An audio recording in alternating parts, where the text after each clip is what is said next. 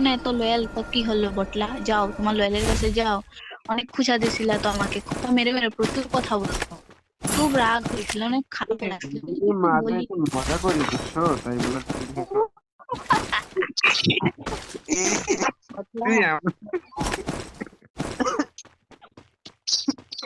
ইন্না লিল্লাহি ওয়া ইন্না ইলাইহি রাজিউন। মসজিদে কি এখন নামাজ করবে নাকি? অবস্থা, তুমি আমার তুমি তো ভালো মনে গেলে বুঝবে এখন। লিসেন বটলা, শোনো বটলা, তোমার প্রতি আমার বিন্দু পরিমাণ ফিলিংস নাই, আর আশা করি কখনো হবেও না, তাই না, কারণ তোমার, ঠিক আছে?